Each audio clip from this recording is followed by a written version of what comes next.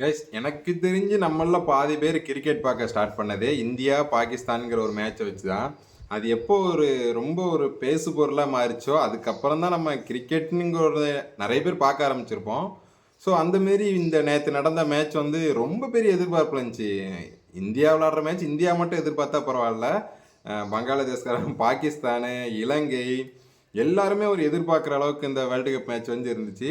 So அது போக மற்ற மேட்ச்லாம் விடுங்க, நேற்று நடந்த மேட்ச் நடக்குமா என்னன்னே கிட்டத்தட்ட ஒரு மாசமா எல்லாருக்குமே தெரியாமல் இருந்துச்சு. பாகிஸ்தான்காரங்க விளையாட மாட்டேன்னு சொல்ல, இந்தியா வந்து விளையாடுவேன், இந்தியா வந்து அமைதியாக இருக்க, ஐசிசி பிசிசிஐக்குள்ளலாம் ஏகப்பட்ட குழப்படி போயிட்டு இருந்துச்சு. இந்த மேட்ச் நடக்கலைன்னா நடந்தால் ஸ்ரீலங்காவுக்கு வந்து நிறைய பெனிஃபிட் இருக்குது. ஏன்னா பிஸ்னஸாக இருக்கட்டும், அந்த டிக்கெட் எல்லாமே அவங்களுக்கு ஒரு பிஸ்னஸில் ப்ளஸ்ஸாக இருந்துச்சு.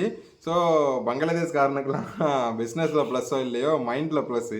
தோத்துட்டா வச்சு மீடியாவில் வந்து இந்தியாவை வந்து கலாய்க்கலாம் அப்படின்னு ரெண்டு பேருக்கு ஏகப்பட்ட பேருக்கு ஒரு பெரிய எதிர்பார்ப்பாக இருந்த மேட்ச் இது. அது மேட்ச் நடக்குமா என்னன்னே ஒரு மாதமாக எல்லாருக்கும் ஒரு பெரிய ஒரு யோசனையாக இருந்துச்சு. நடந்தால் நல்லாயிருக்கும், ஒரு பக்கம் நடந்தால் நல்லாயிருக்கும், இன்னொரு பக்கம் சப்போஸ் இயற்கையை மீறி பாகிஸ்தான்காரங்களோட மேட்ச்சில் தோக்க வேண்டிய சூழ்நிலை ஆயிட்டுனா ஒன்றுமே பண்ண மென்டல் ஹெல்த்தை வந்து யாராலையும் காப்பாற்ற முடியாது.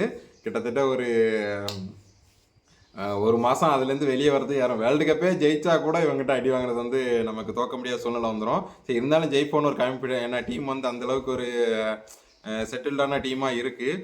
ஓகேன்னு இருந்தாலும் மேட்ச் நடக்குதுங்கும் போது திடீர்னு ஒரு குண்டு தூக்கி போட்டாங்க. கிளைமேட் அங்கே வந்து சரியில்லை ஸ்ரீலங்காவில், அதனால் மேட்ச் நடக்கிறது கஷ்டங்கிற மாதிரி சொன்னாங்க. அதுக்கப்புறம் டிக்கெட் போட்டவங்க நிலமெல்லாம் கொஞ்சம் மோசமாக தான் இருந்துச்சு. சரி இருந்தாலும் அதையும் மீறி மேட்ச் நடக்கக்கூடிய ஒரு சூழ்நிலையும் வந்துச்சு. பெரிய எதிர்பார்ப்பு, இந்தியா மட்டும் சொன்ன மாரி சுற்றி இருக்க அவ்வளோ பேர் எதிர்பார்த்துட்டு இருந்த நேரத்தில் மேட்சும் நேற்று நடந்துச்சு. டாஸில் அவங்க ஜெயிச்சாங்க, அதுக்கப்புறம் ஒரு பெரிய ப்ளஸ்ஸாக நமக்கு இருந்துச்சு. சரி ரைட்டு, டாஸ் ஜெயிச்சிட்டாங்க, அவங்களுக்கு அதை டாஸே ஜெயிச்சாச்சு மேட்ச் ஜெயிச்சிருவாங்க மாதிரி இருந்தாங்க. நமக்கு தெரியும் அவங்க டாஸ் ஜெயிச்சா நம்ம ஜெயிச்சிடலாங்கிறது, ரெகுலராக கிரிக்கெட் ஃபாலோ பண்ணுறவங்க தெரியும். அதாவது பெரிய எதிர்பார்ப்பில் இருந்தது வந்து நம்ம அபிஷேக் சர்மா. அபிஷேக் சர்மா 200 அடிப்பாரா, தனியாக நின்று 150 அடிப்பாரா, 200 அடிப்பாரான்னு ரொம்ப எதிர்பார்ப்பில் இருந்தது.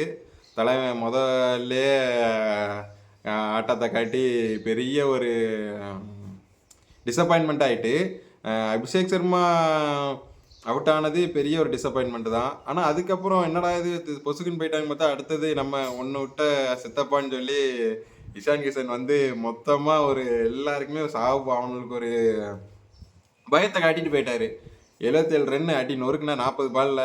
எனக்கு தெரிஞ்சு அவர் இஷான் கிஷன் கொஞ்சம் நின்று செஞ்சுரி போட்டிருந்தா ரொம்பவே ஒரு விராட் கோலி இடத்த ரீப்ளேஸ்மெண்ட்டுன்னு சொல்ல முடியாது, ரீப்ளேஸ் பண்ணுறதுக்கு ஆள் வந்துட்டாருன்னு கட்டுற அளவுக்கு இருந்திருக்கோம். எதிர்பார்த்து அண்டா செஞ்சுரி போட்டிருந்தா கண்டிப்பாக சொல்லியிருக்கலாம் ரீப்ளேஸ்மெண்ட்டுக்கு ஆள் வந்துட்டுன்னு. சரி பரவாயில்ல, 77ங்கிற போது அந்த அந்த இடத்துல ஒரு டீசெண்டான ஸ்கோர் தான் இஷான் கிஷனுக்கும்.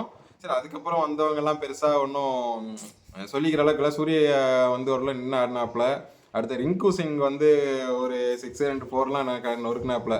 அதெல்லாம் பார்த்தோன்னே பாகிஸ்தான்காரனுக்கு லைட்டாக பயம் கொடுத்துட்டு, பாண்டியா வந்து ஹர்திக் பாண்டியா எதிர்பார்த்தது வந்து பாண்டியாவோட ஆட்டமுமே ரொம்ப எதிர்பார்த்தது ஒன்று.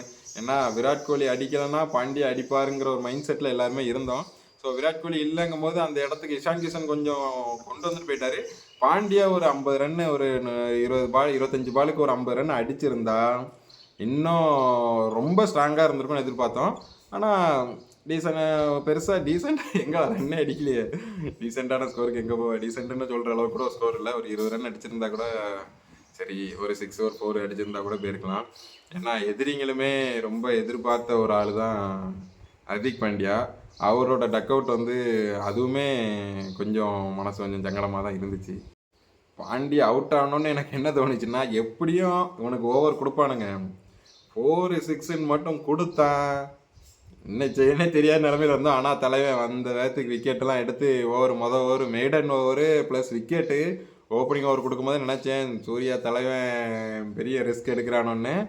பரவாயில்ல, அவன் நல்ல ஓவர் போட்டாப்புல. ஆனால் வருண் ஓவர் நான் பாலே விக்கெட் எதிர்பார்த்தேன், எல்லாருமே எதிர்பார்த்துருப்பீங்க. அது கொஞ்சம் 2 ஓவருக்கு அவருக்கு விக்கெட்டு கிடைக்கல. ஆனால் 3வது ஒரு ஓவரில் விக்கெட் கிடைச்சிது. அது ஓகே, ஓரளவு ஓகேவாக இருந்துச்சு. எல்லாருமே நல்லதாக ஓவர் போட்டாங்க. பும்ரா ஓவர் சொல்ல வேண்டாம். பும்ரா ஓவர் ஓரளவு டீசெண்டாக தான் இருந்துச்சு. ஆனால் இவங்க வந்து திலக் வர்மாவுக்கு ஓவரை கொடுத்து அவனுங்களை அசிங்கப்படுத்துனாங்க பார்த்தீங்களா? அது ஓகே, நல்லா இருந்துச்சு. திலக் வர்மாவுக்கு ஓவர் கொடுத்து அவர் விக்கெட் எடுத்ததுமே சூப்பராக இருந்துச்சு. இன்னொன்று என்ன எதிர்பார்த்தேன்னா, நான் சூர்யா ஓவர் போட வருவார்னு எதிர்பார்த்தேன். சூர்யாவுக்கோ அப்படி இல்லைன்னா சூரியகுமாருக்கு ஓவரை கொடுத்து போட வைப்பார் ரொம்ப எதிர்பார்த்தேன்.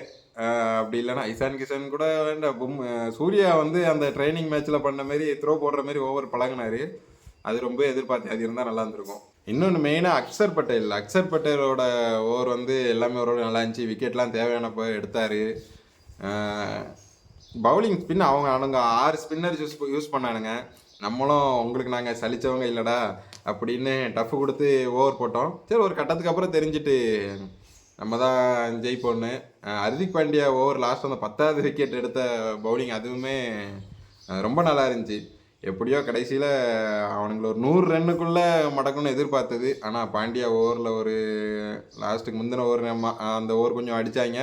அடிச்சதில் கொஞ்சம் ரன் போச்சு. இல்லைன்னா அவங்கள ஒரு 95 94 மடக்கி மொத்தத்தில் தீவுக்காரனுக்கும் பங்களாதேஷ்காரனுக்கும் டாட்டா போட்டு இதுக்கு மேலே அந்த பக்கம் வரக்கூடாது போங்கடான்னு அனுப்பி விட்ருக்கலாம். எனக்கு என்ன ஒன்று ஞாபகம் வந்துச்சுன்னா, அந்த சார்பட்டா பரம்பரை படத்தில் டைலாக் சொல்லுவாங்களா, மான்குட்டி மாதிரி சுற்றி திரிஞ்ச பிள்ளைய என்னடா பண்ணி வச்சுருக்கீங்கன்னு. இப்படி பாகிஸ்தான்காரனை வச்சு இந்த சைடு ஸ்ரீலங்காக்காரன் சொல்கிற மாரி ஒரு மீம் ஒன்று பார்த்தேன். மான்குட்டி மாரி துள்ளி தெரிஞ்ச பாபர் அசாமை எங்கள் ஆளை என்னடா பண்ணி வச்சுருக்கீங்கன்னு. அவன்லாம் பாபர் அசாமுக்குலாம் அந்த ஸ்கோர் அடிக்க ஒன்றுமே முடியாமல் ஒரு 5 6 7 ரனில் போனான்னு நினைக்கிறேன். அதெல்லாம் ஆனால் விராட் கோலி கூட கம்பேரிசன் போடுறாங்க. அவங்க பிளேயர் எங்கள் பிளேயர் ஓஹோ ஆக அப்படின்னா கூட ஓகே. இவனுங்க விராட் கோலி கூட பாபர் அசாமை கம்பேர் பண்ணுறானுங்க. என்னடா இவனுங்க ஆட்டம் அந்தளவு அப்படி எந்த டீமை தான் பிடிச்சி அடிக்கிறான்னு தெரில. ஹை ஸ்கோரு, செஞ்சுரி, ஆஃப் செஞ்சுரிலான்னு பார்த்தா எங்கெங்கேயோ கொண்டு போகிறானுங்க. எனக்கு தெரிஞ்சு ஜிம்பாபே டீமுங்கே அடித்த மேலே அவனுங்களும் நல்லா விளாட்றானுங்க. இந்தியா கூட அடிக்க மாட்டேங்கிறானுங்க. யார் கூட தான் அடிக்கிறானுங்க. லோக்கல் டோர்னமெண்ட் எதுவும் விளாட்றானுங்களா என்னன்னு தெரில. அந்தளவுக்கு தான் மோசமாக நேற்று இருந்தானுங்க. சொல்லப்போனால் நேற்று பாகிஸ்தான் ஜெயித்தது பாகிஸ்தான்காரன் கூட இவ்வளோ வருத்தப்பட்டிருக்க மாட்டான். அந்த தீவுக்காரன் ஒன்று, பங்களாதேஷ்காரன் ஒன்று, இவெல்லாம் நேற்று அவ்வளோ சோகத்தில் இருந்தானுங்க. இந்தியா பாகிஸ்தான் தோற்றதுக்கு பாகிஸ்தான் விளாட்ல இல்லையே, இவனுங்க சுற்றி இருக்கிறவனுங்களாம் அவ்வளோ ஃபீல் பண்ணுறானுங்க. அந்த லட்சணத்தில் தான் அவனுங்க இருக்கானுங்க. இனி அடுத்த இப்போ என்னன்னா, இந்த மேட்ச் ஓகே செமிஃபைனலுக்குள்ளே இந்தியா போயிடும். ஆஸ்திரேலியா வந்து ஸ்ரீலங்காக்காரனை புரட்டி எடுத்துட்டான்னா இன்னும் கொஞ்சம் ஃபுல்ஃபில்லாக இருக்கும், ஓகேவாக இருக்கும். அந்த ஒரு குறை மட்டும் தான் இப்போ மனசுக்குள்ளே இருக்குது. எனக்கு இவனுங்க விளாட மாட்டோம்னு சொல்ல எதுவும் பெருசாக என்னடா இவனு பண்ணுறேன்னா நம்ம நிறைய விஷயம் தோணுது. ஆனால் இவனுங்க இந்த லட்சணத்தில் விளாடுறேன்னு தான் நான் விளாட மாட்டேன்னு 1008 கண்டிஷன் போட்டிருக்குது. முதல்ல சொல்லியிருக்க வேண்டியதுன்னா எங்களுக்கு விளாட முடியாதுப்பா இப்படி சொல்லியிருந்தா நான் அவனை எதுவும் சொல்ல போகிறதில்ல. நாங்கள் சின்ன டீம்ப்பா, நாங்கள் இந்த மாதிரி பெரிய டீம் கூட விளாட மாட்டோம்னு சொல்லியிருந்தா கூட பரவாயில்ல. 1008 ரூல்ஸ் போடுறானுங்க. கடைசியில் அவன் விளாட்டு பார்த்தா சிரிக்கிற மாதிரி தான் இருக்குது. இந்த லட்சணத்தில் விளாட்றதுக்கு தான் நீங்கள் இவ்வளோ 1008 பஞ்சாயத்து சொன்னீங்களாங்கிற மாதிரி தான் இருக்குது. ஆனால் நேற்று அவங்க விளாட்டை பார்த்ததுக்கு இதுக்கு ஏன் இவ்வளோ ரூல்ஸ் போட்டானுங்க அப்படின்னு தோணுது. ஆனால் நேற்று எல்லாருக்கும் அந்த இந்தியா மேட்ச் பார்க்குறதுக்கு ஸ்டேடியத்தில் சுற்றி இருந்த எல்லாருக்கும் நல்ல ஒரு நேற்று ஒரு வைபாக இருந்திருக்கும். சுற்றி இருக்கிற எல்லாம் எதிரி, அதில் இருக்கிற எல்லாம் ஸ்ரீலங்காக்காரன், பங்களாதேஷ்காரன், நடுவில் இந்தியா டீம் வந்து மாஸ் காட்டினது.